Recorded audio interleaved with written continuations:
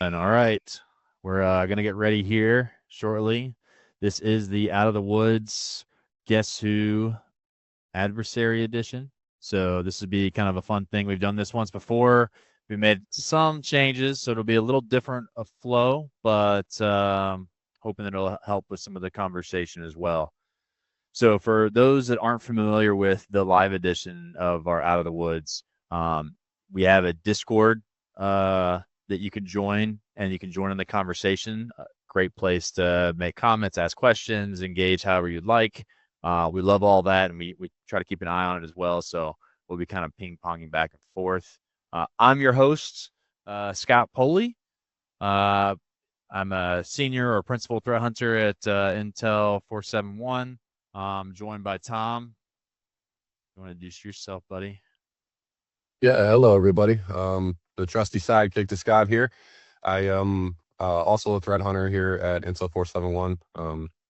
We're both, I think I'm speaking for you a little bit here, Scott. We're both passionate practitioners in the security field and very strong defender advocates. And we really love talking shop. So these shows are great for us because we like diving into some of these things and we love engaging with everybody. So, anyone that's in the Discord, anybody that's following along, please chime in, correct us if you catch some flaws, and just contribute to the conversation. We want to hear from you. Yeah, absolutely. So, the biggest goal here for those that maybe are stumbled across this, there is a ways to win things with this one because we're going to cover an adversary and we're going to talk through some of their behaviors, their techniques, but we're also going to pivot to some threat hunting ideas around it. And you can submit. You'll see. We'll provide the link in a bit, but you can submit your answer. But you only can submit. We only count your first answer, and we understand threat actors have aliases. We're trying to account for that too. But yeah, so the idea is that listen in. You can be doing some research based on things we say to try to come up with your answers, whatever you want to do. But it's just to be kind of a fun. How well do you know this adversary? Does it sound familiar? Um, and yeah, feel free to join in as much as you want as well. But try not to throw anything that would be answer specific in Discord because we want everyone to kind of have the same challenge. So these are the basic rules and breakout here. So, like I said, one guess, there'll be a submission link. They'll be put in Discord shortly. Only the first 10 people that get it right will actually receive the T-shirt, which is the reward this time. And then once everything ends and the threat actor is revealed, that's when submissions will close. But we'll have a little timer going at the end to kind of give people some time to make some last minute guesses. Uh, and yeah, so make sure you provide information so we can send your reward on the submission form. And I guess we'll kind of kick it off. So, uh, Tom, I really enjoyed this. We'll probably talk to that a little bit, but this uh, Guess Who edition, we focused on a nation state adversary. So that's kind of the first hint here. Last time, what we did ransomware. Is that right, Tom? A ransomware Yeah, actor? we did a ransomware group. Yep. Yeah. So the big thing here is, you know, when we talk through some of the behaviors, you got to kind of keep in mind what does nation state really mean? And there's a lot to be said as far as how to, I guess, defend differently, especially when you compare them to something like a ransomware actor. They usually are really well funded. Typically, impact is, I say, different. Now we've seen where now nation states, when it comes to conflicts and wars, they kind of have that destructive approach like you would see from ransomware groups. But realistically, it's really about how to collect information. You look at nations, knowledge is power in a lot of ways. So how they operate, get in, what they actually gather, what kind of hooks they use, it all kind of makes sense based on their overall motives. So through this, we'll kind of be ping ponging, using that term too much, obviously, back and forth as far as why this is so a unique thing or unique behavior and how it's tied to potentially nation state stuff as well. Tom, anything you want to add to the nation state perspective here? No, and we've been kind of in this field, and we've gone through a lot of different exercises IR incidents and things like that across many different groups and vectors. And we've always considered nation state stuff, right, Scott, in different areas and different focuses. But one of the things that one of the first points I found interesting, especially when diving in and really researching a little more in depth for this show, was it seems to me, and I'm wondering if you had the same feeling, that some of the nation state stuff tends to fly under the radar relative to a lot of the stuff that's catching headlines, the ransomware groups, the ransomware as a service attacks, those high profile targets that get hit by those things. Especially at least to me, when I kind of look back through our data and a lot of the stuff that we've talked about, even on our shows, the nation state stuff tends to fly under the radar a little bit. That was an interesting analysis from my side. I'm curious if you've seen the same thing. Yeah, I feel like a lot of that attributes to the impacts. Like if you look at how news media outlets usually report things, I think it's similar to how reporting in general works. If there is like fear or scare or alarming, anything to it, seems to get more of a headlines. Where if a nation state were to get in somewhere, if it was like a really unique target or something like that, sometimes you get those kind of reports. And obviously, you subscribe to like some of the big threat intel firms and things that deal with instant response, you'll see reports. But yeah, it's not like a big capturing thing, right? Because it's the impact's slightly different, and it's kind of just more of a crafty thing. Yeah, but I think as we'll reveal in Oh this yeah. episode, there's a lot there that lives and that it's reused and leveraged in different ways. So it reminded me to make sure that I'm paying attention to some of the well documented, well detailed, sophisticated groups, especially from the nation state side, even if there isn't maximum impact, because the long lasting effects that their efforts have are they're scary at times, like even if they're not highlighted in a highlight or a newsreel, right? Yeah, and sometimes the impact is kind of goes unseen because it's more having the capability for impact in a lot of cases, right? So positioning. So hopefully we never see the impact where these types of actors can be sitting and waiting. And the other thing to kind of add some context for how we did some of our research is I actually kind of started as far back historically as I could, and kind of walked towards the present. And Tom, you kind of took a different approach, right? You started more recent. Yeah, I tried to stay and look to see what was more recent, which was really kind of eye-opening because there was things that kind of flew under my radar a little bit. I was a little mad at myself about not catching some of them. But yeah, so we're kind of coming at this from two different sides, and not it probably won't track that way through every topic we discuss, but a lot of them are going to be there. So it's going to be interesting to compare and contrast what we talk about and like the evolution of this actor, things they still use, things they've held on to and adapted, things they've used once and thrown away, etc. Yeah, and it'd be cool if people are listening and they want to contribute. One of the things that would be a fun highlight in the Discord chat is if some of the things we mentioned you're at least aware of or have seen before. I think that adds some gravity to some of the things we may be saying as well. So feel free to share that from your own personal experiences. So with that, let's dive in to kind of the first part. So reconnaissance, Tom, I'll let you kind of run with this a little bit as far as some of the things you want to touch on. All these slides, by the way, we're just kind of having them up here so that one, it kind of cues us for things that to talk on, but also gives you guys a way to kind of group some of the information that we might hit on. So it's not going to be 100% inclusive of everything we say, just as a reference. So Tom, go ahead. Why don't you kick that part off? Yeah, so kicking because this is one I'd like to toss to you because I'm kind of curious where your mindset is here. But when we think about reconnaissance, it tends to, and at least from my experience, it tends to be kind of we really look at that as an afterthought, right? We're looking for the next pieces of the behavior, things we can track, the stuff that's more has more validity and telemetry, right?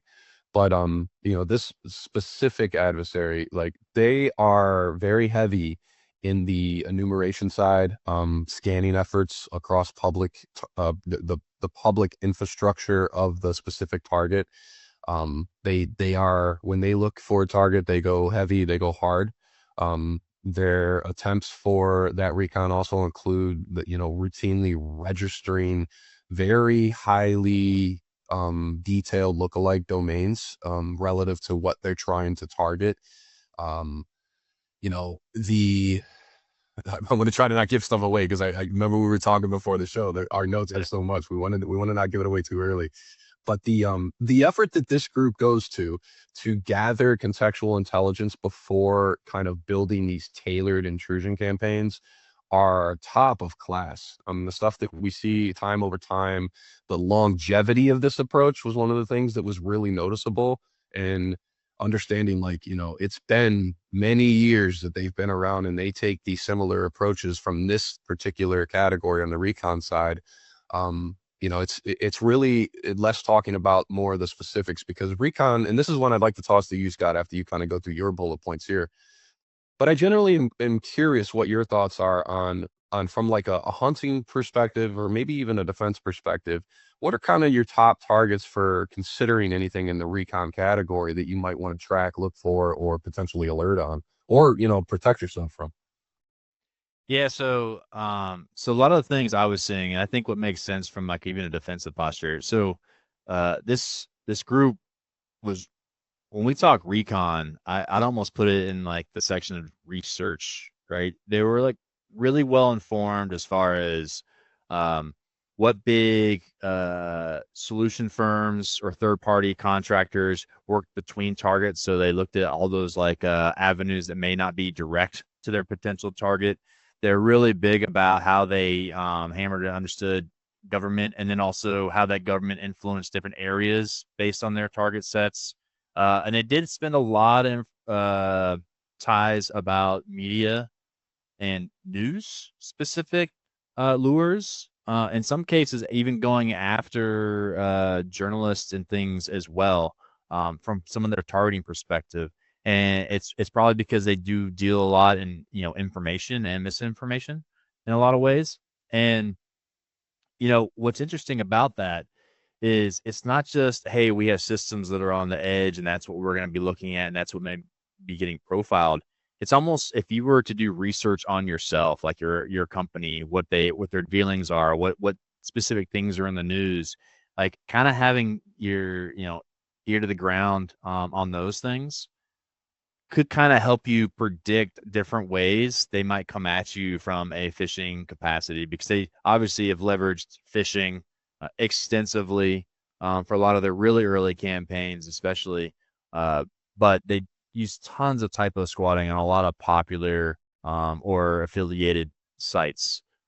So we've talked about a DNS twister in the past, but there's a lot of things you could do if you can understand that footprint.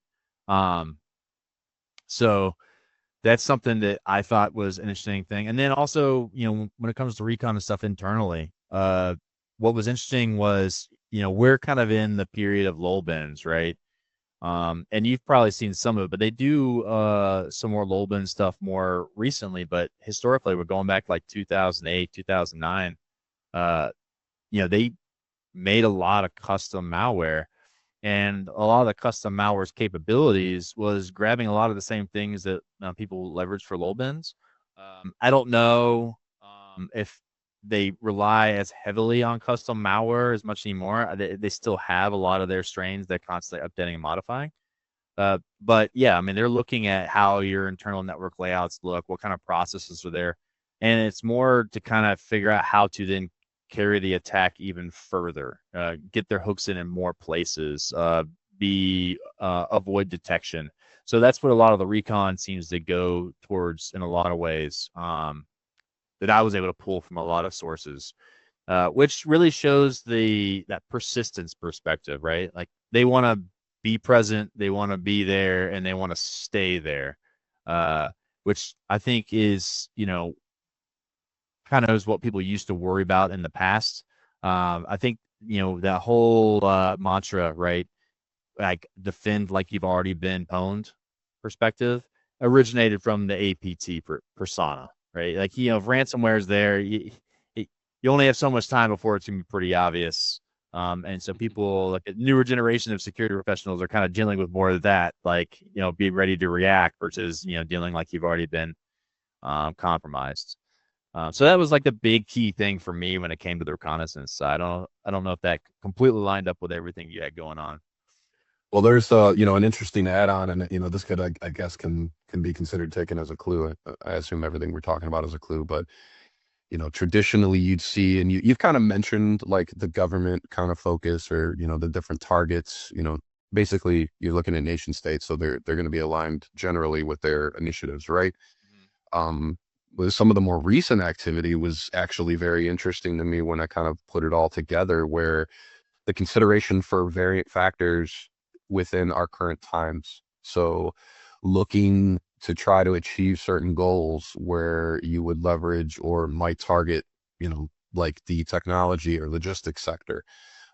You might consider an approach that, in the same light of what we talked about with the heavy emphasis on their initial contextual intelligence gathering and the things that they're trying to target, and considering that the world is in more of a state of a work from home remote kind of posture, and they'd adjust their targets accordingly, which is really, in my brain, it's really cool to look at, because it's super cool in that field of like the sophistication there, but also very scary considering the efforts that could be put to something like that, right?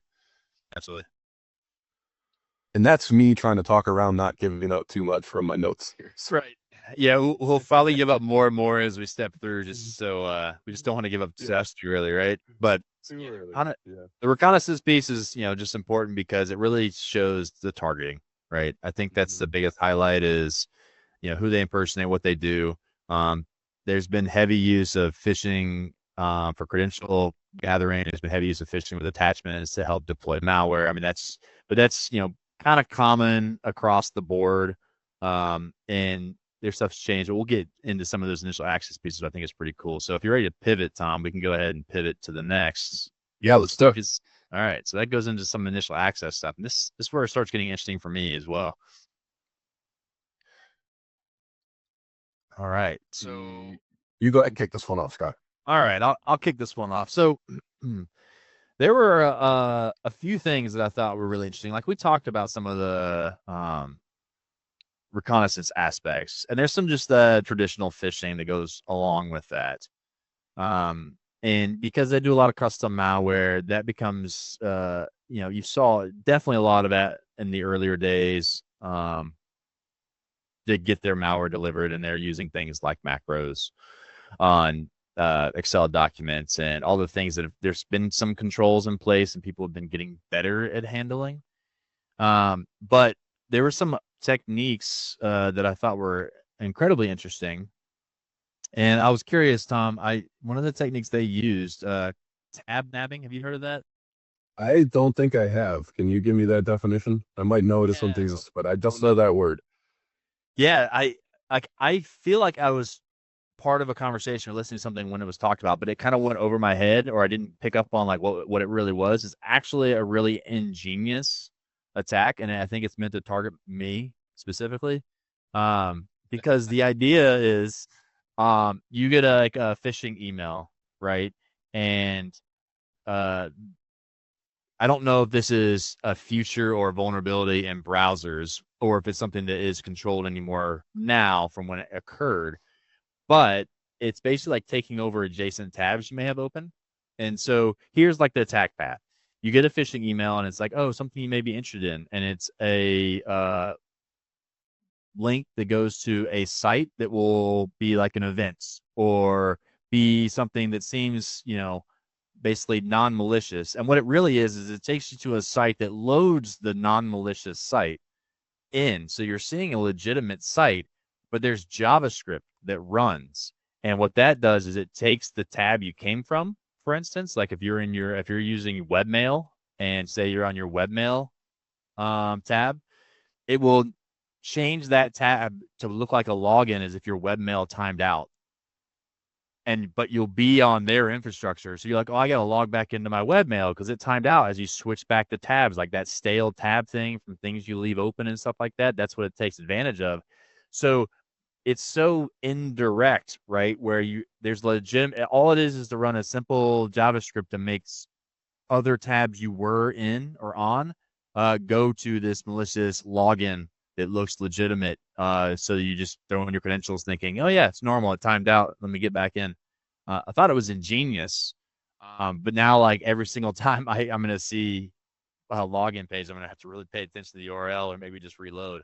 Um, Yeah, so that's interesting, Scott, because that forever because of the way environments we both worked in and we understand like that's common, right? That kind of log out time, whatever, you're just absolutely. your stuff, you're leaving your work there, you're leveraging tabs, you're grouping tabs, you're doing all the stuff, man. That's man, and now I gotta look because yeah, it's just become so it becomes habitual to Yeah. just relog in, right? You just want to get back to work. That's crazy. Pretty cool. So so yeah, that was a really cool technique that they leveraged. The other one I've heard of, but I was able to dig a little deeper in, and that's OAuth, right? So open authentication is people are probably familiar with it, but basically it's the mindset that you can use your Gmail or your Facebook or whatever to log into all these services, right? So you can have like the same consistent account that gives you access to things, simplifies things so you don't have multiple usernames and passwords. So there's a convenience factor, right? So one of the things that they did was some of these providers, I forgot what the subscribers or whatever it's called, to create a service essentially um, that you can use OpenAuth for. They would create like an application or something, get it approved, right, to the people that sign off on the OpenAuth stuff, and then they would start sending phishing emails to their targets to trick them into basically registering with their service, right? And by doing that, now there's that OpenAuth connection, which creates a token, which basically is a valid token of like credentials that now they have for that OpenAuth that they can then leverage and use for anything else that uses OpenAuth for those types of services. So it's a way to kind of steal credentials. Um, but the unique thing is if you were to change your credentials or do something until you invalidate that token, it still works. So it's like a way for you to indirectly harvest. The only thing you really have to do is get them to subscribe to your service with OpenAuth. So that's the trickery: is how do you create a phishing email so they click to the links and they like log in to try to do whatever it is to their service, which they passed off as a legitimate service, anyways.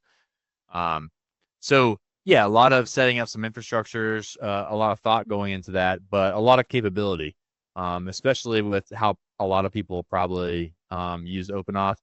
I'm one of those people that I typically just like having my own username and password for a lot of reasons. And I use the extended email a lot of times for my username, where I use the plus sign and then put some destinations so I can see how my information is being harvested. But another topic for another day, but that was one of their techniques which I thought was really cool for that initial access, right? Um, and then, historically, I mean, since they go back, 2007, 2008, watering hole with exploit kits, the exploit kits were kind of a thing in the early days, right? Where basically you would land on the site, it would determine what kind of browser or system you're running, it would do some maybe redirection or things, and basically exploits you and you wouldn't even know. So, uh, so that's a classic thing. I think they kind of still exist. It's just not as much anymore because web browser security has definitely gotten better. But they still use watering hole techniques. And we'll talk a little bit about that when it comes to the credential access. But I've seen where they've taken compromised sites. It's like big sites, news sites. We talked about news sites before. I've seen where the target was around energy and they compromised sites that were like blogs and specific sites for engineering and stuff like that.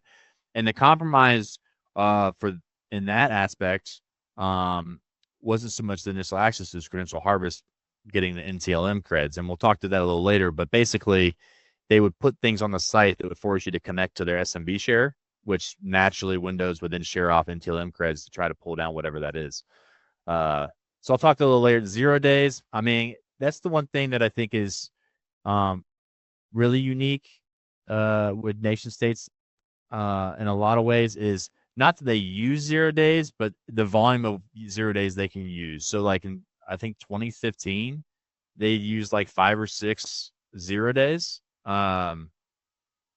which is pretty quick and kind of a quick burn and turn capability.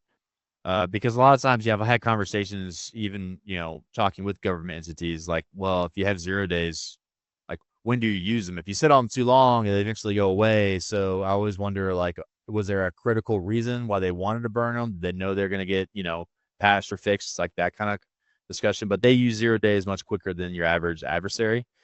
And then another interesting initial access piece that they leveraged was SNMP. Um, SNMP is a network management protocol, and they were able to see where the community strings, which is kind of like the password, I would say, for SNMP, uh, was either weak or the default setting.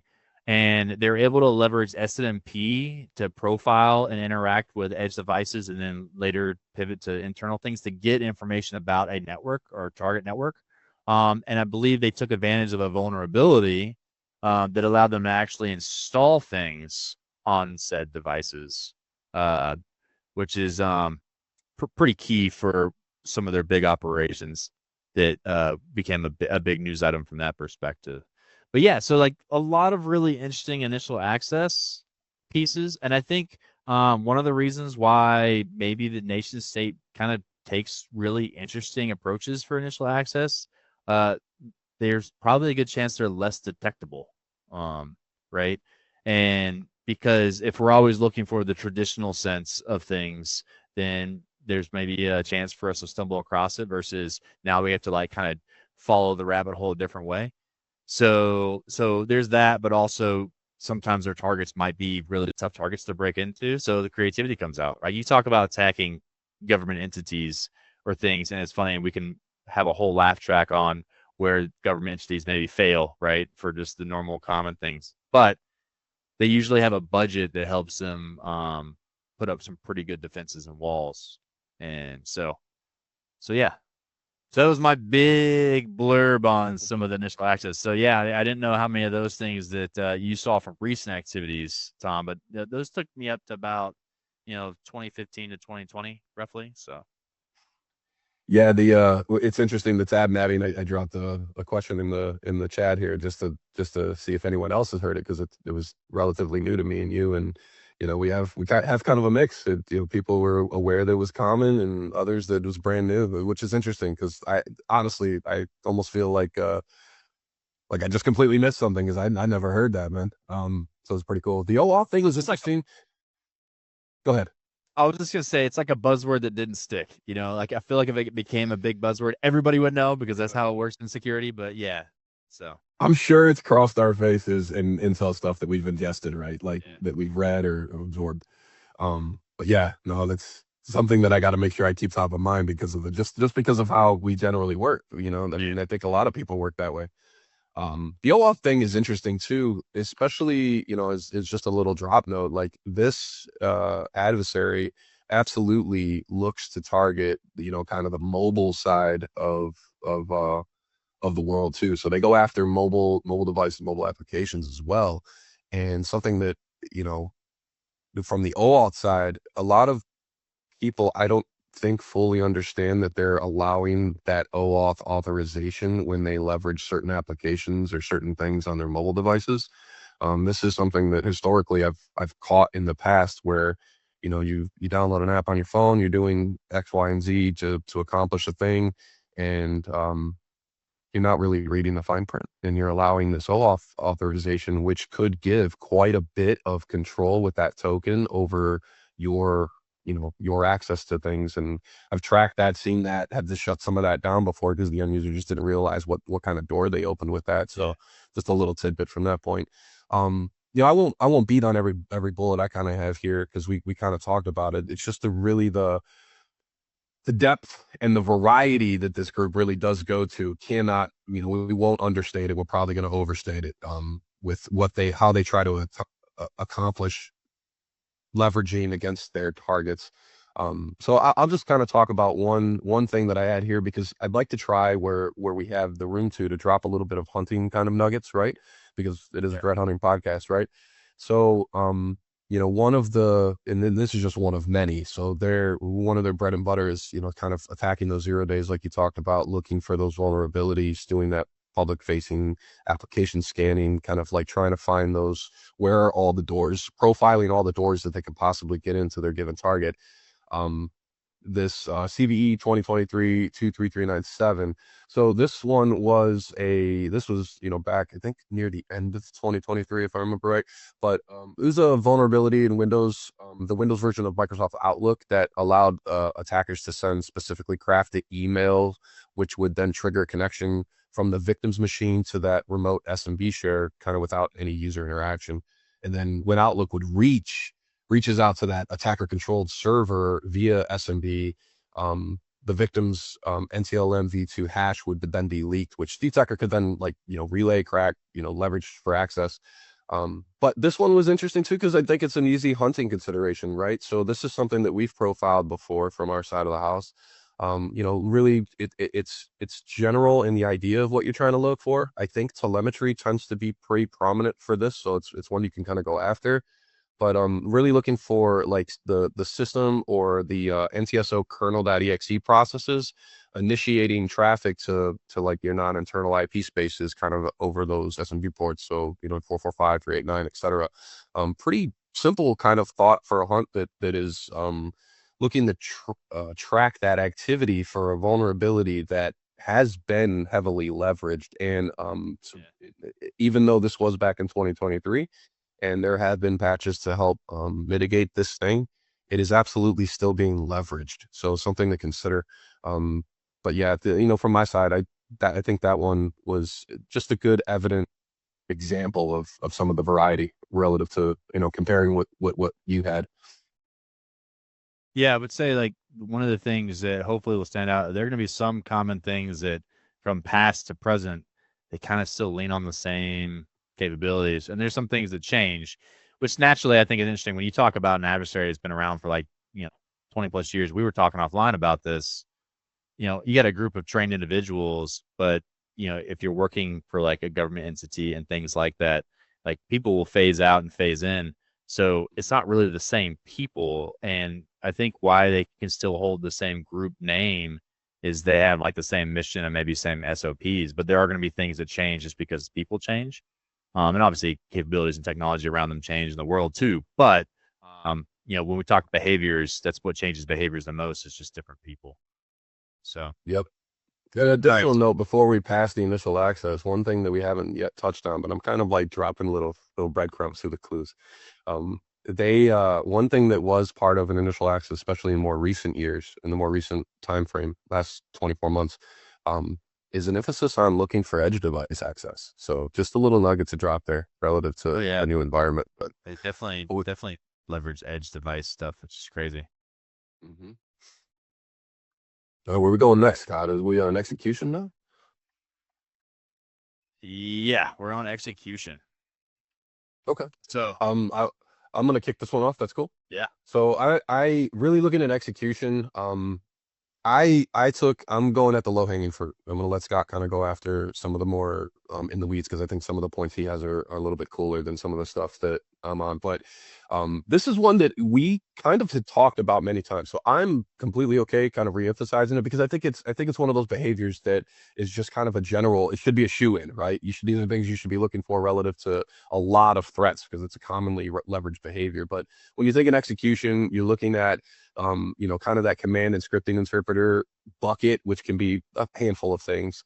But in this particular case, one very distinct behavior that is leveraged through the years, this is one that has been carried over quite a bit, is leveraging PowerShell to like a hidden PowerShell window to connect to the internet to pull, execute, upload, download payloads. Is the for any that's actually seeing the screen watching, your basic PowerShell commands that contain that exact bypass, the IEX flags, the hidden flags. There's a lot of easy stuff in there. The new object, net.web client, that's another giveaway. These are ones that, again, we've talked about quite a bit, but this is one from this specific adversary that is still being leveraged even into this year. It is a mainstay in some of their tactics of kind of getting to that foothold, executing their payloads and etc. So that's just a quick one that I have, Scott. I have a couple more notes, but I'd like to hear what you have and dive in on yours. Yeah, so the only thing that's really fascinating to me is like obviously starting historically, there was a lot of custom malware, right? And so the custom malware, they based on the execution was based on having the multi stages of malware where they had downloaders, which then did this, and they usually pivoted off maybe an exploit or a macro. So like that traditional path of executions, they get their malware running. But the one thing that some interesting things I kind of pulled out was, and it kind of took me back to my early security days. You talked about like execution. And, I really focused on, typically executables in a lot of ways, right? When you look for like where weird executables that are running, and I know there's like other ways to run things, but that was like how I grouped things by, and they heavily use DLLs, and so they end up using run DLL 32 a lot to load their DLLs or find other ways to load DLLs. And I only say that now because I wouldn't be surprised, and I don't know if you've seen it with the current reporting, but we see all the DLL sideloading attacks, right? There is no reason why this group, based on known executables, where they wouldn't leverage the hell out of that based on their development previous years. Um, but there's that aspect, right? So a lot of the things they were loading in were DLLs in different ways and fashions and stuff. And even their custom malware was their downloaders were basically loading in their DLLs um, for that purpose. But there's some unique things that I saw. Um, One, in some of their malware, they were using CMD to basically run all their stuff. So any kind of execution beyond the malware, it was leveraging CMD. So when you look at that parent-child relationship, uh, obviously weird parents to CMD can stand out. They did kind of inject into a lot of known processes and stuff, so that might be harder to see. But obviously, multiple executions within time windows, if there's a lot of activity, could be questionable. But one of the things I had learned about, and it was weird because it's just like a Windows thing, right? Was getting run DLL 32 to run JavaScript. And it's such an indirect, like I should have counted the number of steps. Um, I have them here. But basically, see, there's 5, 9, 13, um, 15 steps where Windows fails, but then has all these like catches to try to get to where it actually execute the JavaScript. Um, but basically, the example you kind of see here is basically it's trying to do this JavaScript and it's going to do the MS HTML with the export run HTML application, and anything that follows, it'll end up executing. But it basically it tries to parse the command and it decides the intended DLL is the JavaScript, MSHTL. It fails to load it. Then it goes, tries to find a working directory or path, fails to manifest the module. Then it calls load library, and in load library, it adds the extension and it attempts to load JavaScript as the MS. So, like, one of the things that fails because there's no extension is that actually purposely puts .dll on there. And then it treats it as a relative. So then it searches for that DLL, which it does find in the system directory. So it like tricks, and its ways of failing, it finds the correct DLL to run that wasn't specifically stated, right? And then then it's able to load that actual entry point, and then it attempts to execute the command, but it's invalid when it calls the get command. Then it attempts to open the URI. So ask the system basically how to handle JavaScript protocol, which is typically set to Microsoft HTML JavaScript pluggable protocol in the registry. So then it executes the JavaScript, and then the first statement that gets executed. So it's like Windows develops itself to essentially not throw a bunch of errors and make the user experience, really good, and things don't break. And because of their way of building that way, that's why this works. And it's like kind of a counterintuitive way that they've figured out. And not only that, this was something they actually stole from some other person who developed malware from. So that was something else that was interesting about this group was a lot of the capabilities they had built into their malware. Were either seen in other malware that seemed to be really creative or successful, but they're constantly like pulling and porting things in, or even modifying off the shelf malware they find and using that as well.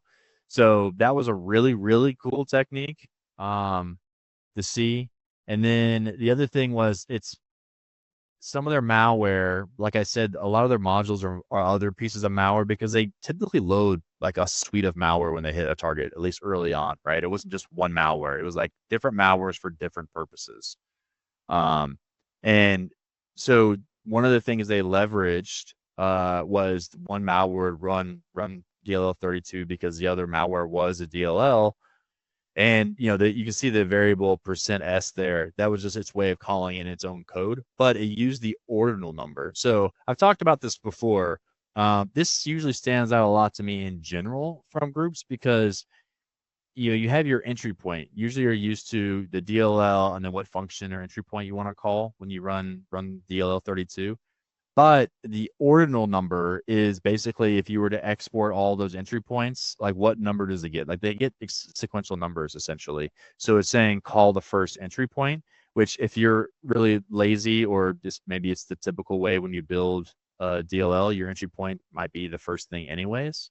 Um, so looking for the ordinal number #1 with run DLL is like a big sign that it's typically not something that is a standard software or program running when that happens.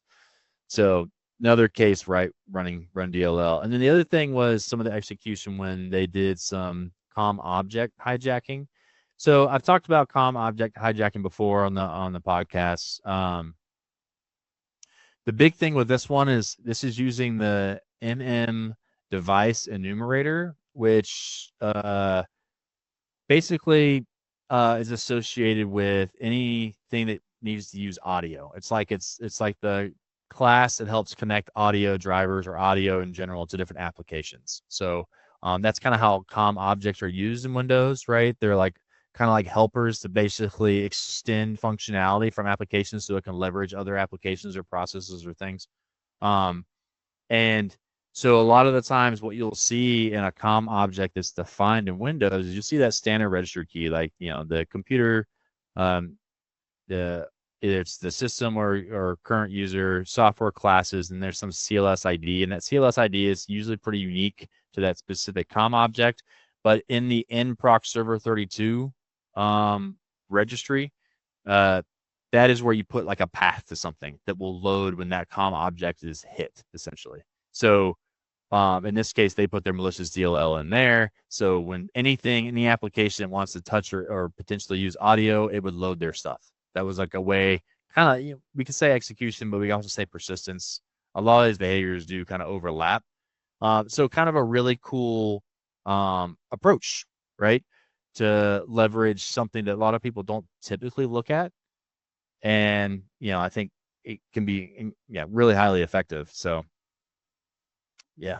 Yeah, tying in the like newer activity when you mentioned the DLL and kind of the DLL side loading, like that even within the last 6 months has been, the continued focus from this specific adversary, leveraging in this specific case, trying to not give too much away, the leveraging, applications in the Microsoft Office suite to um, sideload from there, but they would actually leverage the process and they would actually pull a DLL from a kind of a non-standard spot. So in the general program data folder or like a program data temp. So for kind of a non-standard to pop that DLL in, which is interesting because it kind of leaves you, breadcrumbs for telemetry to kind of track that because that is absolutely not traditional operations from the Microsoft Office suite of tools.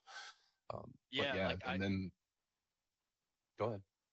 Well, I was just gonna the one thing I was gonna insert that I didn't comment on is the cool thing about the COM object hijacking is the nproc server 32, any of those values in registry, I don't think are commonly changed. They're kind of like Mhm. set because they're pointing Yeah. to an executable or a DLL or something.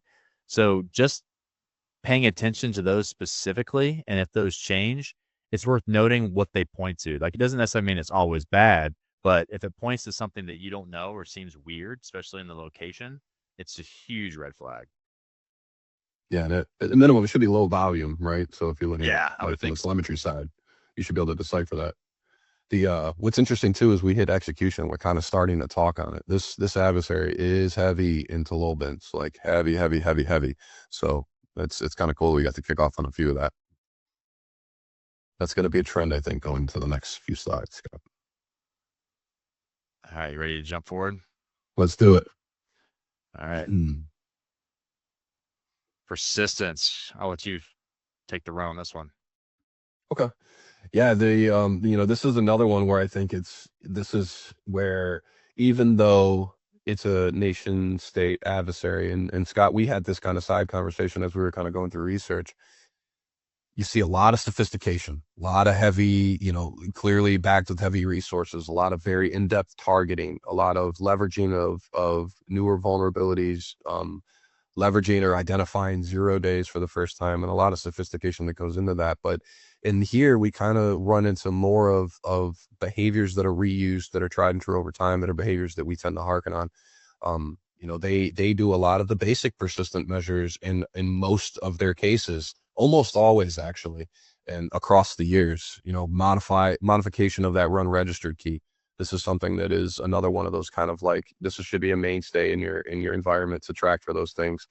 The dropping files created in that startup folder. This should be also should be a low telemetry thing, right? This should be a rarity that you tend to see that. One that is a little more obscure, not something we tend to see as much, but that modification of that user init MPR logon script registry key to be able to run those initialization scripts at startup. And then the other side is, and again, it's hard. I'm sorry if I'm speaking to this in vague terms, but I'm trying not to directly give it away because we got a little more show left. But that they have, especially in the recent times, they have really put an emphasis on maintaining persistence by gaining foothold in those edge devices. So being able to set foot up in those edge devices, get away from the typical OS cases, like when you're looking at your typical systems, things we talk about all the time with the lull bins and such. They have been getting increasingly aggressive and also very sophisticated at landing in these edge devices, so they can just pivot right back in your environment when you clean them out. So just a couple things to note from the persistent side, some that are a little newer, some that are tried and true, but all still valid for this adversary even to today. Yeah. No. Very well said there. The level of like persistence. I think persistence is a big thing when you talk about APTs or the nation state style actor, because that that to me is like their biggest bread and butter, because if they have persistence somewhere, it's usually not just one mechanism. A lot of times, right? They're looking at how can they get multiple hooks in different ways. Um, and so and the hooks sometimes might be like, well, some of the persistence pieces I'm going to talk through is, and there's some people, you can make the argument for lateral movement as well, but just being able to proxy through something. So you're almost like able to open up access to a network because you've set up these like proxy points on the edge, which kind of gives you added persistence to kind of, redirect or get inside. Um, so points of persistence here that I thought were pretty interesting. One, looking, back historically, that user init, NPR logon script, that's, commonly used going back to, the 2015, 2016 timeframe, right? So it's interesting that that is a common mechanism. Obviously, that's only going to get triggered when a user logs in. Um, so, it might not have the same privileges or something that they may want. Obviously, scheduled tasks, that's a big thing they were using as well. The big thing to really take note there, some of the scheduled tasks they're using were running things like .bat files and stuff. So if you have visibility to scheduled tasks, look for, it not just being purely an executable. If it's a script file, that's usually pretty questionable. One of the really interesting things they did end up deploying. Gosh, I'm trying to remember the date on this one. I don't know if it's specifically in my notes, but a rootkit, right? So you don't really hear about rootkits much anymore, and just because they're I would say a little harder to develop or take more time. to develop. But what was interesting about the rootkit itself was there was like three components. It dropped a .sys file, so I would always pay attention to .sys files. As .sys files are created on a system, they're supposed to be really privileged based on how they're used, so you should at least know about them. Um, then they had a .dll file, which was I think one of the malwares that loads, and then a registry that basically would point to the .dll. But you can only see this stuff when it initially lands, because once a system gets rerun, uh, it it basically injects into the early boot phases of the OS, and then it has hooks. So if you were to try to even pull up, does that file exist? Does that registry or that DLL exist? It masks it, so the system will never return those values. So it looks like those files don't even exist, even though they do. And that's kind of the point of a rootkit, right? Is you kind of get ahead uh, of every single thing in the system so that you can take advantage of preventing the system from basically identifying you or kicking you out. So really powerful technique there. And then one of the things they also do is with their rootkit, they were injecting into explorer.exe, which is a common place to inject, but it's also a smart place because if you were to do kind of process chaining, like I kind of talk about, from time to time. Explorer.exe is the user experience. So anything Explorer.exe launches, typically it's a user opening something. So then if you were to look at what executes from Explorer.exe that is not typical of either the type of user or just user type behavior in general, that kind of could be a key indicator from a behavior perspective. So that's that piece. The interesting registry key, which is the last one listed there, which was it's the local machine software Microsoft Windows NT current version WinLog on shell. This is what loads Explorer on launch. And so the value of shell is explorer.exe.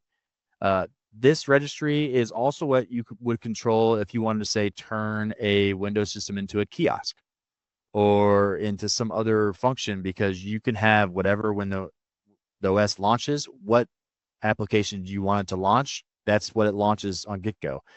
Now, you can't necessarily have multiple applications listed, so it'd be pretty obvious if you use this for persistence by replacing your malware there, because then Windows itself, from the user experience, would look like it didn't load, and it would just be running the malware. But what you can put in there is .cmd or bat file scripts. So you can have it launch Explorer and other things because you have a bat file or a script there that the Windows will then run.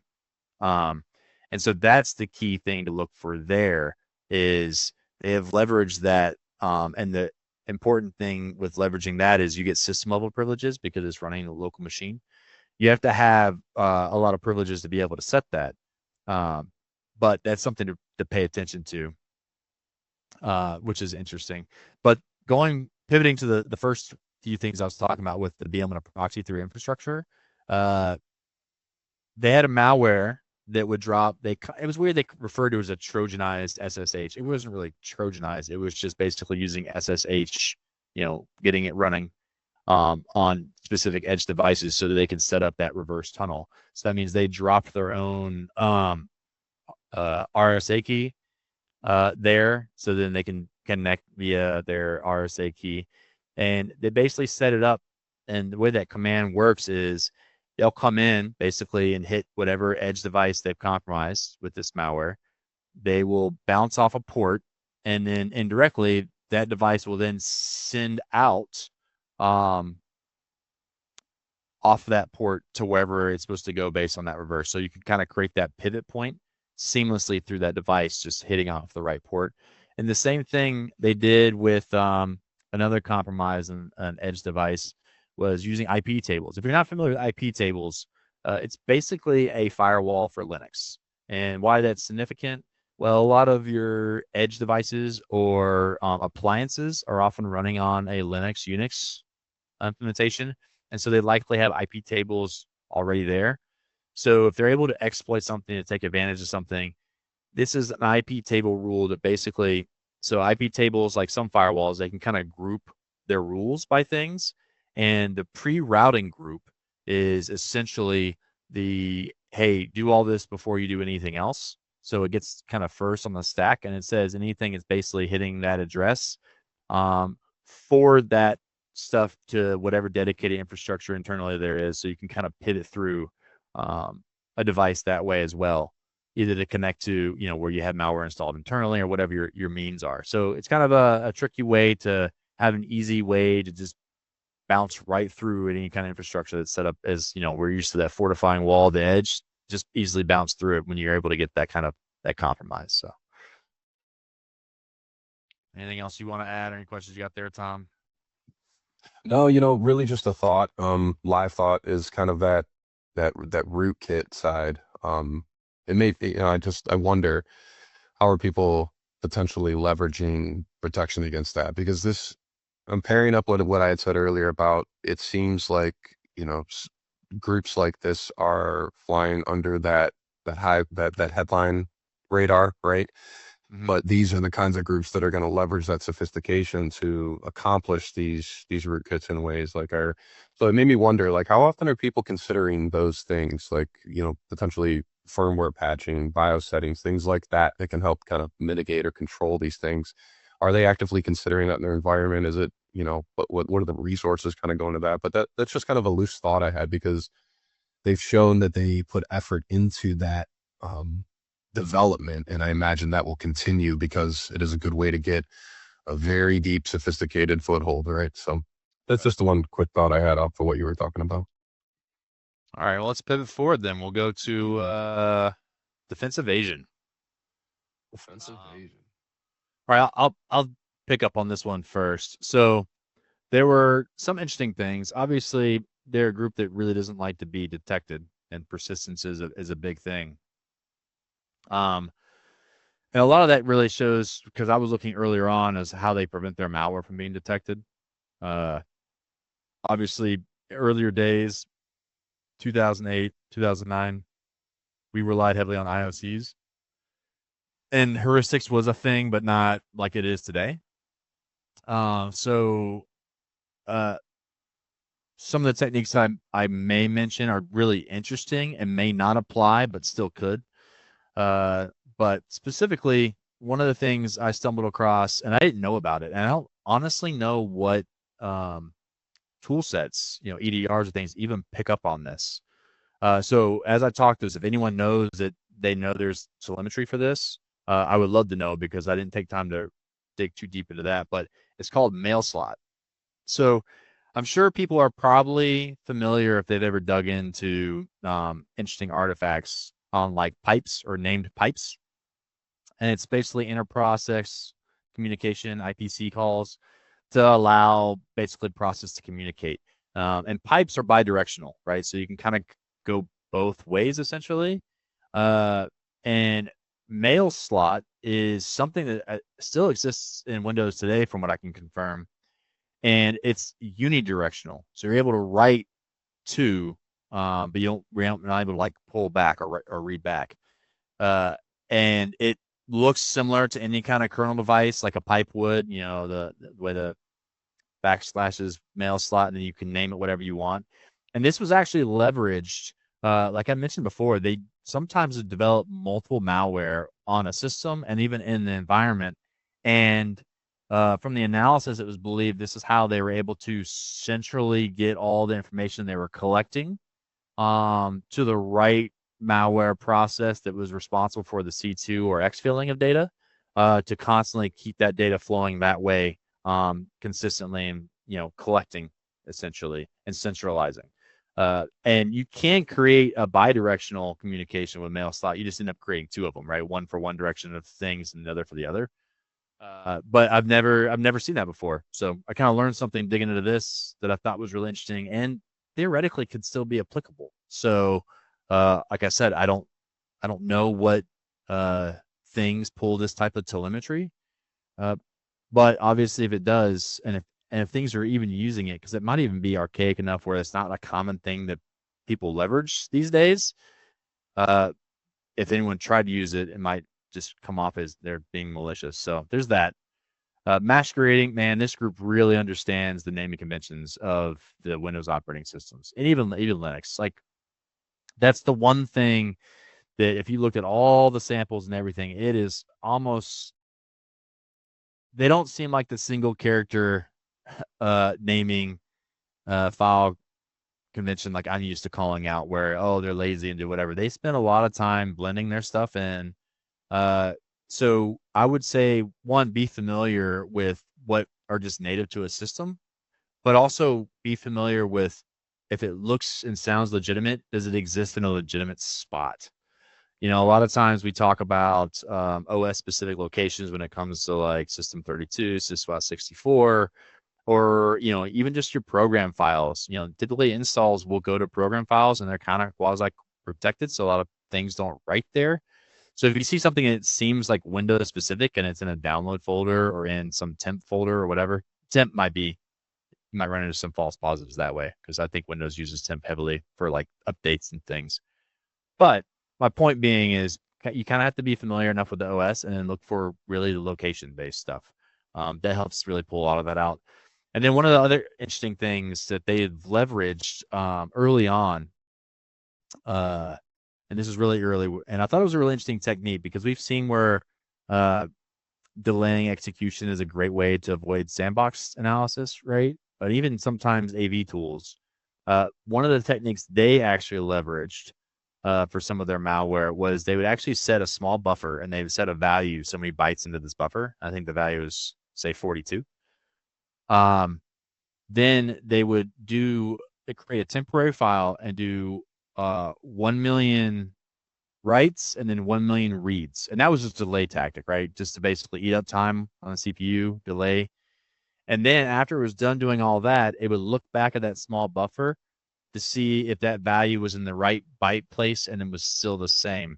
Because, and I feel like this was more earlier AV or EDR type tooling, you know, what your EDR does to actually gain an advantage when things execute is they hook all your processes, right? And then they're able to do some analysis on the fly as things are running.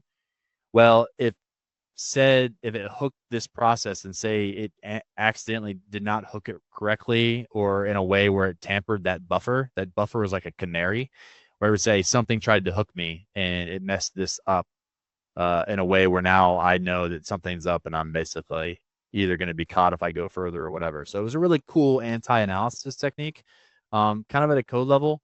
The only thing here was obviously no one really tracks read and writes. That'd be really verbose, especially for millions.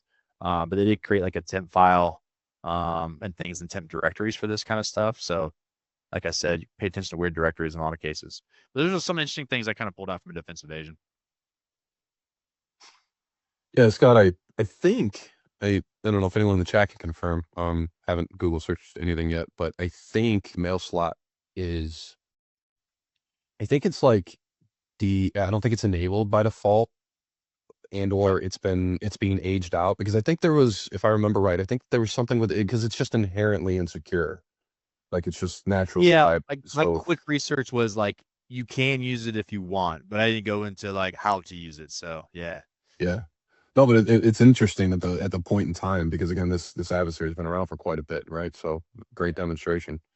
My side, I have one that does kind of bleed over into certain things, but I applied it to the defense evasion here, just from the, kind of the notion of how it's accomplishing what it's trying to. So I think it's like multifold approach, which is a cool technique, considering that it can play multiple fingers into a given compromise. But we're talking about disabling or modifying the system firewall. So leveraging this group has routinely, through time and even very recently, they leverage that the net sh to designate or manipulate the firewall settings to kind of open up a path for themselves, as well as like setting, kind of a port proxy ad, or setting up some proxying capabilities within the OS. What's interesting from that, and why I consider it for defensive evasion, because I think that their methodology of allowing that kind of communication outbound, um, in that way, I think they do it in a way that makes it subtle enough that I think most places aren't necessarily going to pick up on that traffic once it's accomplished, right? So it kind of lets it blend in. It reduces that detectability. Um, you know, really not giving you a clear identifier of that C2 when they do that in a lot of cases. Additionally, that kind of proxying approach is also leveraged on those edge devices that we mentioned before. That's something that's part of the common process once they gain a foothold on those edge devices. So, just another way to kind of put themselves in a place where they can blend in. Some of the other stuff too. Again, this is the super low hanging fruit. Um, they're actively when things that fall in the defense evasion category. So your obfuscation of your commands within your scripting and your PowerShell commands, and your loaders, the encryption methods they're using, the file masquerading, which is something you've already discussed. Those are tried and true stuff that is being leveraged and has been leveraged over their whole timeline, which has been interesting to watch. Like they have these basic things that are constantly leveraged. um, so yeah, again, harking on the same thing, but that's just a couple things I had from the defense evasion side. But the system firewall modification, though, I do think bleeds over into our next one. It's got to want to go forward. Yeah, and the one thing I wanted to call out too, like I talked about masquerading, and even if you look at like the firewall, the rule name, remote event log management SMB, like it sounds legitimate. One of the When you see something that looks legitimate, the best way to like confirm that is look to see, do adjacent devices have the same file or have the same rule sets? Because it'd be really weird in an environment that's managed to not have that consistency. So that's a great way to maybe trigger on things and then how you would investigate it to quickly come up with a, confident answer there. Yeah. All right. Lateral movement. Yeah, not much changed. No, not much changed. It's pretty similar. Yeah. So, when you're talking about that same system modification, so the same approach with opening up those firewall or that proxying approach, it really kind of gives them the ability to route that traffic from their C2 through devices once they've made that foothold, allowing that additional depth of lateral movement. Other things too, I think too, Scott, like talking to lateral movement, I know you have some depth on your side, but there's also that use of those common Molbins, the stuff that's native, right? So the leverage of WMI, leverage of PS exec, these are things that this group has tried and true over time, generally went to just to kind of keep that general profile of blending in with system activities, trying to be discreet, leveraging what's there, not dropping much that's net new, evading those detections. So And they're really good at identifying privileged users. We talked about the with the profiling.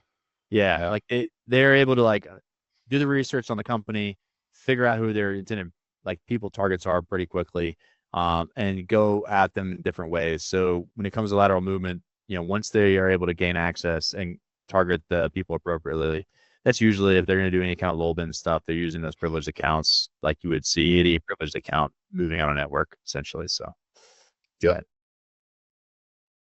all right, credential access.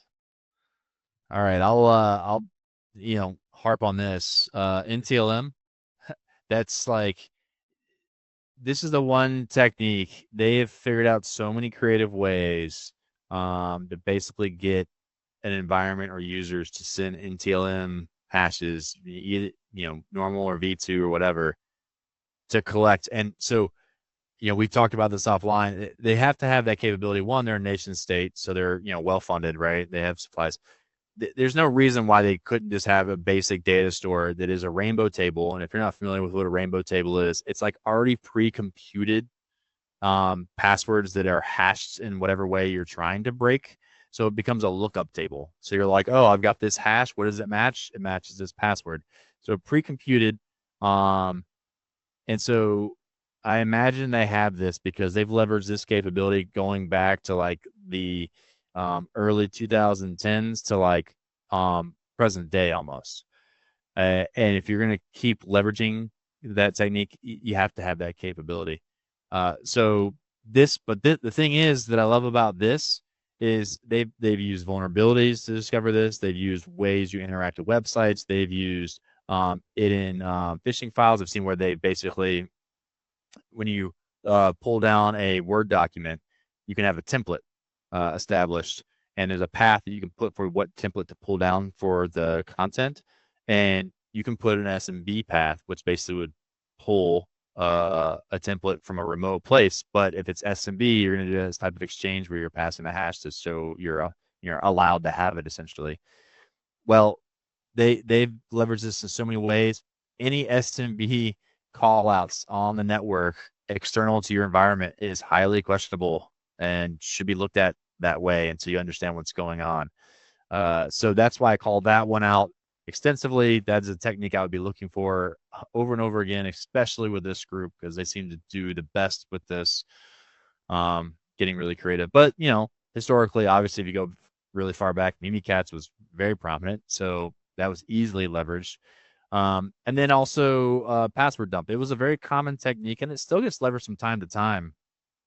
But Run DLL, like I mentioned before, they seem to love Run DLL, but they're using a system DLL, which is the COM server S or service, whatever how you want to say that, and it's a elongated form. But it has a mini dump uh, function in it, and you can pass a process ID. And basically, if you pass it LSAS, which is the process that manages the internal um, credentials and authorization of things, they can dump that, and then you can try to extract creds out of that. Now there's a lot of protections in modern systems now with like credential guard and other things that maybe interfere with some of this, but this is a common technique they used. And I have seen this tried to be leveraged in more recent things, not necessarily tied to this adversary, but it's a known technique essentially. But yeah, Intel him is where I would put my money on as far as, especially with the initial stuff, right? All the initial credential stuff. That is a prominent thing. What do you got? Yeah, on my side, it's is something that is again another tried and true technique that's leveraged. So I have a theme on my side, but that's okay because these are things that are still being leveraged, and Right. with the focus from the adversary to really kind of have that high profile, high targeted attacks to gain the right access, the right credentials to do all the right things. This is one that becomes easy once you kind of have that foothold, right?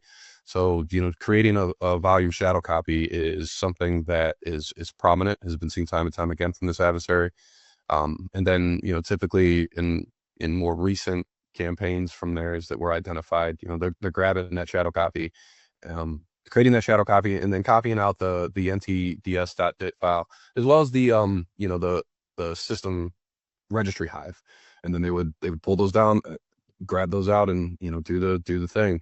But this is one that's relatively easy to detect and hunt on, and it is commonly leveraged by them. But it is also one that the telemetry should be there in pretty Mm-hmm. common form, not something you really have to go above and beyond to put in place. I imagine most tools are kind of looking out for some of this as well. But yeah, it's really one of the ones that I had for this. It's a simple low pro one, but it's effective. This is one that's easy to track for. Yeah. All right. All right. What we had next? Next, we have the weird one, impact. Uh, And I say yeah. weird because it's nation state, right? Like, there's probably a lot of impacts we don't know. Um, Yeah. because, like I said, when you think of a nation state, sometimes information is key. So it's how do we make good decisions or competitive decisions or impactful decisions? It's more about driving decision making in a lot of ways. And the more information you have to help with those decisions, the better. And then obviously, if you can kind of impede something, that can be beneficial. But usually, when you start to impede things, you kind of give away and give tells that you're there. So I think that's why a lot of nation states don't do a lot of that. Um, but like I said, geopolitical things kind of drive a lot of that. So one of the really interesting impacts, and we talk about knowledge is power. Um, there was a pretty interesting campaign, and I believe it hit a foreign government, um, and they were able to essentially identify who was the administrator for their DNS, and they then changed the MX record of the DNS. An MX record is what you use to point to your webmail. So if your webmail kind of exists in different infrastructure and that kind of thing. So when someone looks or you send the email from your domain, or someone wants to send an email to you, that's how they find out where to send it via an IP. And they changed the MX record to a basically webmail proxy the adversary side. So one of the things to know about webmail is it naturally isn't necessarily secure. So they were able to basically reroute the mail to its intended location because they could do that, but they're able to see everything being sent via um, webmail, which is crazy. Like the amount of information you get from just basically saying, "Oh, I can read everybody's emails, in real time on the fly," is pretty powerful. So when we talk about like what is your motivation there, it's very clear. Like that was a great compromise by them. It's something very few people will even look at, and the only way people would even complain is if there was some sort of throughput issue, right? Because if everything, as long as they make sure everything's working, there's no reason to even look to see if there's a problem. So that was really interesting. And then the other thing that we talk about data theft or just collecting information in general. One of the things that they seem to collect pretty heavily, and it's they seem to have really good knowledge of the Windows operating system. So they basically would scrape off all the registry hives uh, using a bat file, and they would save all the hives out, and then they would use PowerShell to compress the hives. And I don't know how many people use PowerShell to compress things. And this actually was more recent as I was working my way up through the timeline. So this might actually overlap with more uh, present things. But most people use, like WinZip, WinRAR, which they use heavily. They use WinRAR heavily. And sometimes they even use WinRAR, and it's not even named WinRAR. But it's like their go-to tool because usually when you operate in that region of the world, WinRAR is way more popular. Uh, but so, um, but the compressed archive, I think it's always good to pay attention to when PowerShell is doing this because if someone's using compressed archive in PowerShell and it's legitimate, it's probably built into a process and it's easily to exclude or explain away. Versus when you just see something from the command line running compressed archive, uh, it's worth knowing what that is because one, this group uses this to pull together all their things, and two, I think it's shouldn't create that much noise and it's worth looking at. But yeah, all their stuff is really about really staying persistent. That's why we say like to talk impact, there's really cool ways to essentially show where they've been successful. But I feel like a lot of their success really is delivered through how long they stay somewhere or how long they're or more things are able to compromise, like the breadth of that too. So yeah, what's your overall take here? Yeah, and a lot of the techniques we've talked about too, they are always kind of multidimensional, right? So there's Yeah, they are. multiple levels of use there. So we've categorized them just to kind of keep a track here as we work through our, discussing them. But they do tend to have, tentacles that spawn into efforts for something else. But on my side, one of the ones that I thought stood out and I grabbed was leveraging that built-in Windows utility cipher.exe. It's a those who don't know or might not be aware of it. It's just a command line utility that allows encryption, decryption of files and folders. And it also lets you securely wipe stuff to securely delete things. But it is built in, it's native to Windows. So they have in campaigns leveraged that to act as like a cleanup. So to kind of held that stealthiness, to kind of apply that ability to stay under the radar, they'll drop whatever scripts files that they are bringing in. They'll grab the data that they're grabbing, like what we talked about with like the shadow copies, the NTDS.dit files, and grabbing the registry hives, things like that. They'll compact everything they have, prepare everything to ship, and then they'll leverage Cipher to then clean it all up. So it removes traces of it and leverages a built-in command line tool that would generally fly under the radar for detections. But this also makes this, in my opinion, pretty high fidelity marker for behavior because you should. I'm sure there's environments and administration tactics that leverage this command line utility, but by and large, I would imagine this would be super rare to see.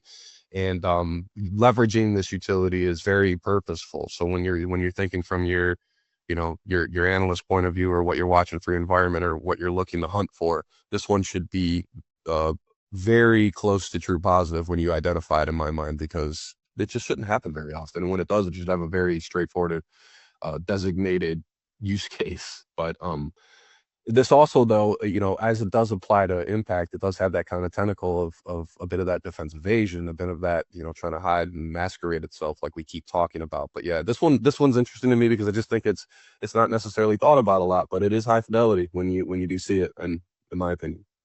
Yeah, and when we talk about nation states that they're doing things to wipe and disrupt like that, you got to think about the motives there. Like usually it's just associated with conflict or war, right? Because it's more about how do Mhm. you impact a target for a specific purpose.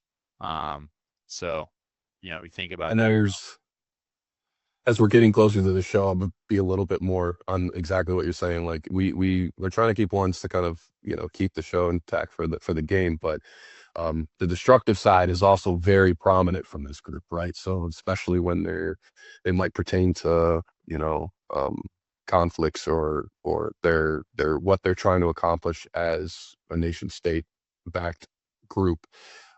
The destructiveness is all over the place. So not just masquerading and trying to stay in a foothold, but there are also many definitions of this group going in and just making sure that they eliminate the capability of the other side to do anything or cover as fast as possible. So that's also part where we didn't necessarily go into some of those details for impact to give it totally away, but definitely a thing. yeah. All right. So before we get into the guessing, block to give you some time to stew, um, let's go over some malware. I'll let you kind of run with this a little bit, and I got some interesting notes to kind of add, but we got just a few minutes to really dig into this before we got to give some time for the countdown. Yeah, so I'll try to stay high level, Scott, Yeah. because there's a lot here, and I know we had this as like an extra in case we had, kind of that filler side. But the effort and the ability of this group to leverage custom malware families, deploy custom malware families, and then hold them over time has been really interesting to read about. So I don't know how it was for you when you researched this, but when I seen all of the variant malware families, some that I knew about, some I hadn't heard about before. Honestly, they slipped past my radar, including some that are relatively newer. But some of the stuff that they're leveraging to accomplish so many things. But the points, because I'm cautious on giving it away because of the time. But newer ones that are malware families that are written in many different languages, right? So C++, Go, all kinds of variations, and some that have existed and have been adapted for over a decade that are still being leveraged today. Others that were very specific, very targeted to very specific systems that were leveraged, and they were throwaway. So we never seen them, never heard about them again, didn't even really see any adaptations of them because they were so targeted a very specific 0 day or a very specific target's environment. I can't put enough emphasis on the extremes that this adversary does go to generate these kinds of tools. So while they do have a lot of that masquerading, a lot of leveraging the lull bins, there are many sophisticated malware families that they have leveraged over time and still continue to leverage. Um, I'm hesitant to give anything away, Scott. I'm watching the time, but I'll let you take a couple minutes here while I dig to see what I can pull out without just saying the answer. Yeah, I'll throw in some other nuggets here. So some interesting things that they've communicated with their malwares. They've used SMTP historically for the older malware side of things, but like we talked about, some of the malware that they leveraged, either they develop in a very modular fashion, or they're really good at just like kind of adding to. But you can see the evolution of some of their malware, and there's even one version of their malware which is really fascinating. Was uh, they built in a capability to where even as it kind of propagates, and when it lands on a system, it tries to basically move data to um, basically routing messages between local directories, the registry, and USB drives. So it has this consistent way to collect data or put data in those three different places. And the reason why they believe this was the case was to attack air gap networks, right? Knowing there's some form of sneaker net. So all you got to do is basically say every time something touches a system that they can control, how do you collect or gather information and move it? Which is kind of a interesting approach. Um, and then the other thing that they leverage is the local add data environment variable directory to drop a lot of their stuff to run, and they'd run it as basically masquerading real processes and things. So, that's when we talked about locations, a big deal. And then last little nugget, compile times. They looked at compile times with all the malware, and that was like the most telling because the compile times were the normal business hours in UTC for Moscow or St. Petersburg. So, you know, as a kind of a big hint of maybe what nation it may be affiliated with, something to think about. Yeah, a couple of newer, like very recent ones. You have malware families that are set to kind of give that foothold, um, leverage persistence in multiple fashions. So it'll go after the COM hijacking, the registry run, auto run modifications, the DLL side loading. It'll take a multi-prong approach. Also, it'll leverage its C2 to kind of point out at common cloud services to try to do that blending and masquerading. Another one, a more recent one as well. This one is interesting because it goes to the kind of lie in wait and collect data. It seems that this malware family is really designed to just bring in and capture data, right? So one of the key parts of this malware family is to capture screenshots, leveraging the native Windows API functionality. So it kind of just stays low and pro.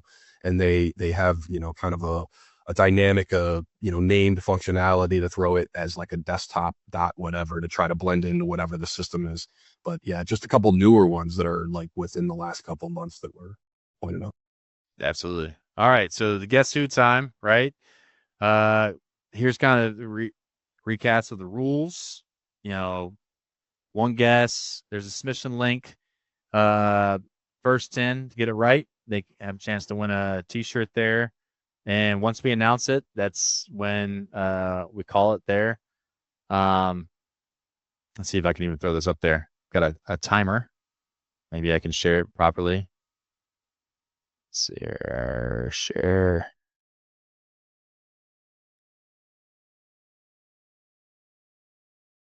Share something else.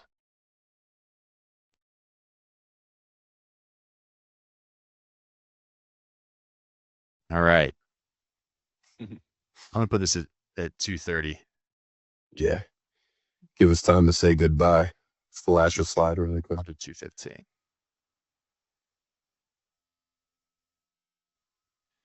All right. So yeah, here's the countdown. Think about some of the things we said. I mean, obviously, we've talked about some key things that we pulled from reporting. So a lot of the techniques I probably would use is if there's anything you can recall. I mean, Google is your friend, right? But if you can put the right keywords together, you might find the right report. Might find similar things that we were looking at.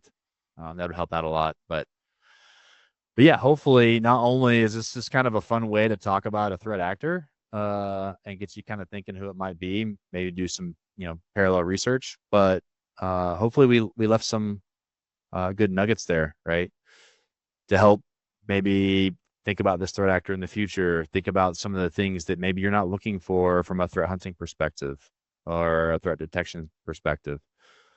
Uh, and also, I would like to, for this last minute, I really think the exercise that Tom and I went down, like we were talking offline about this. It's just really fun to dig into an adversary this way. Not like you're given one report and then you figured out. It's like, hey, I want to just find everything I can and then sift through all that stuff and see what is connected tissue between all the stuff I've collected. And then having another set of eyes doing something similar. And our approach was kind of two ends of the time spectrum. It's kind of cool to compare notes. So I think there's a lot of value in that. Um, so yeah, Yeah, time yeah. resources and have somebody like to do that stuff with, I would definitely do it. Yeah, I can't recommend that enough. I know we the security industry that we're in, it's constantly moving and we have to react fast, but being able to take a step back, no matter what what your designated role is, um, doing this kind of deep dive and this stuff you unlock, you think we're in it day to day, right, Scott? But this, we look back a little bit, and we're like, wait, things we didn't consider, Oh things yeah, we learn we new things. were novel to us, right? Yeah. Tab nabbing, man, tab nabbing. All right. So getting ready for the big reveal. Uh, Go back to share something else, and here goes the alarm. I'm sure you can hear it. It's really obnoxious. All right, that's the adversary. APT 28. It's a Russian state-sponsored cyber espionage group. right? They work closer to GRU. There's a lot of different branches in their sec, but GRU's the more advanced technical side of the house.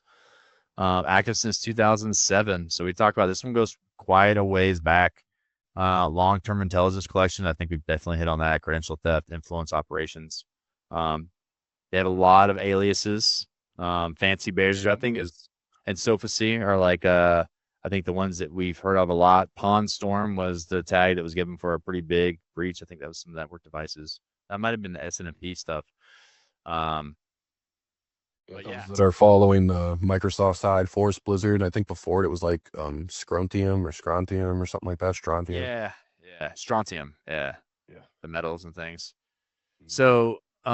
So yeah, hopefully this was insightful. Hopefully we had some winners that actively participated, and the biggest win for us is everyone learned something, right? They're able to walk away with understanding maybe an adversary a little bit better, maybe looking at some things that, when you break them down, things you can actually do for someone that, in most cases, would say is very advanced. You can see why they're advanced, but you can also see kind of what the gotchas are. Um, so, Yeah, I think. uh, go ahead.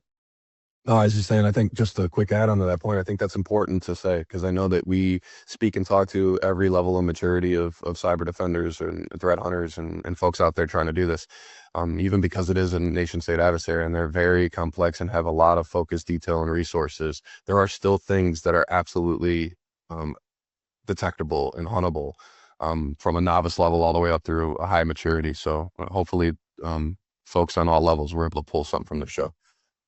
Yeah, I completely agree. And just if you liked what you saw here, some of the other things we do that are a little more hands-on, we have a intel-driven threat hunting workshop, December 3rd. So check that out. If you can, if you follow anything Intel 47 related, or us on LinkedIn, you should see activity on that, to be able to join. And with that, I just really appreciate everybody, participating and engaging and listening in. And with that, we'll close out with happy hunting. Happy hunting, everyone.